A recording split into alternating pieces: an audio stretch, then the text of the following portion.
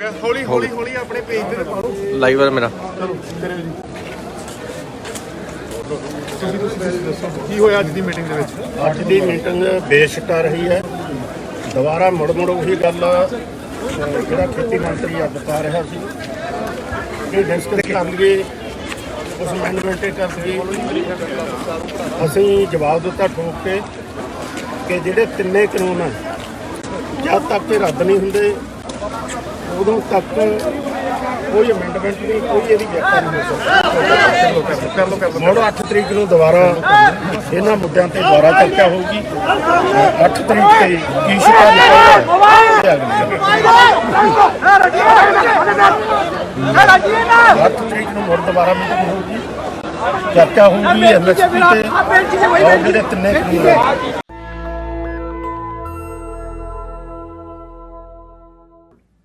नमस्कार, मैं शंभू कुमार सिंह और आप देख रहे हैं नेशनल दस्तक। 7 दौर की बातचीत, 7 दिन अब तक किसानों के साथ बातचीत हो चुकी है और घंटों का तो हिसाब मत पूछिए।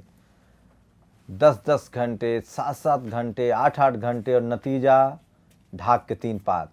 आखिर सरकार की मंशा क्या है? आज 4 जनवरी थी, बातचीत थी, लोगों को उम्मीद थी कि आज कोई फैसला आएगा। पिछली बातचीत में 30 दिसंबर की बातचीत में सरकार ने पराली और बिजली पर बात मानी थी, लेकिन वो किसानों को लग गया था कि वो झुनझुना है। असली जो मसला है वो एमएसपी है और उसके बाद इसेंशियल कमोडिटी एक्ट है जो भंडारण वाला मामला है। आज फिर से बात हुई, लेकिन सरकार ने अब फिर से 8 जनवरी का समय दिया है। सर्दी का मौसम है, 40 से ज़्यादा किसानों की मौत हो चुकी है। सवाल उठता है कि आखिर सरकार को इतना समय क्यों लग रहा है? या तो सरकार कह दे कि हम बिल नहीं वापस लेंगे, या फिर सरकार किसानों की परीक्षा ले रही। सोचिए, मौसम भी बेईमानी कर रहा है, किसान सड़कों पर हैं, सर्दियाँ। सोशल मीडिया पर मैं खैर इस तरह की बातों से सहमत नहीं हूँ। सोशल मीडिया पर तो लोग लिख रहे हैं कि ये सरकार ऐसी है कि हो सकता है कि कृत्रिम तरीके से बारिश करा रही हो, जैसे चीन में बारिश कराई जाती है।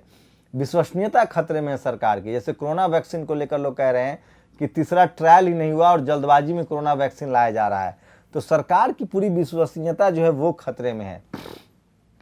मोन्टाज में आपने वीडियो देखा है, एक बार फिर से वीडियो देखिए।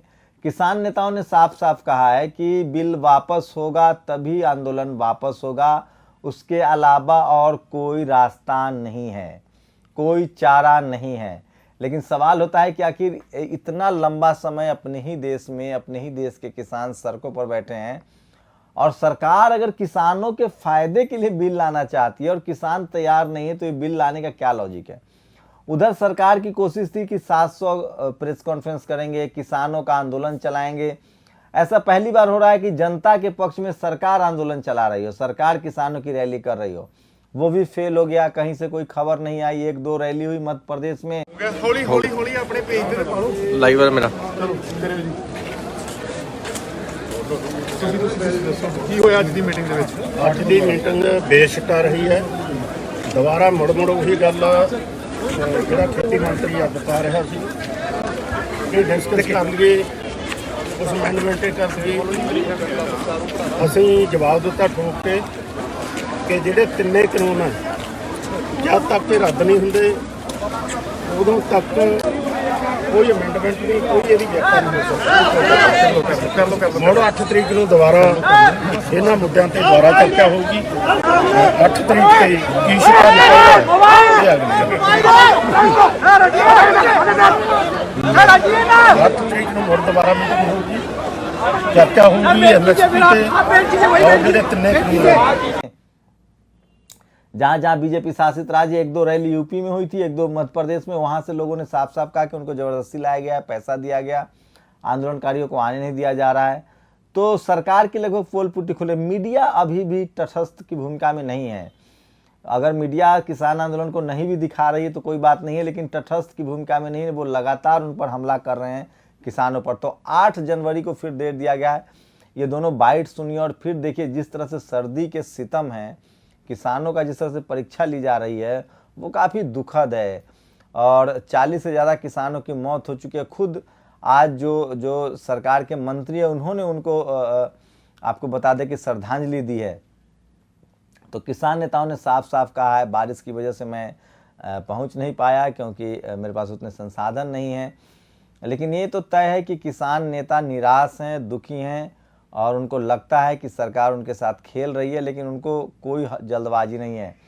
सब कुछ करने के बाद सरकार मुश्किल में फंसती जा रही है। किसान तो तैयारी करके आए हैं कि मुझे लौटना नहीं है, वो उस पर से बारिश को भी वो झेल रहे हैं। सोचिए, उनके कपड़े गीले हो रहे हैं, उनकी रहने की व्यवस्था गीली है।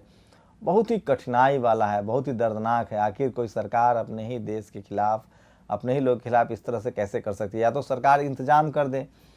कुंभ में करोड़ों लोगों के, लाखों लोगों के टेंट हाउस लगाए जाते हैं, रहने का इंतजाम होता है। क्या इस देश के नागरिक किसानों के लिए कुछ इंतजाम नहीं कर सकती है सरकार? ऊपर से उनसे सवाल पूछा जाता है कि फंड कहाँ से आ रहा है। तो सब कुछ बहुत दुखद है और घंटों 7 दिन या तो बिल वापस ले या सरकार मना कर दे, उनके लिए इंतजाम करे। ऐसा कुछ होता हुआ दिख नहीं रहा है। लंबा आंदोलन चलता जा रहा है।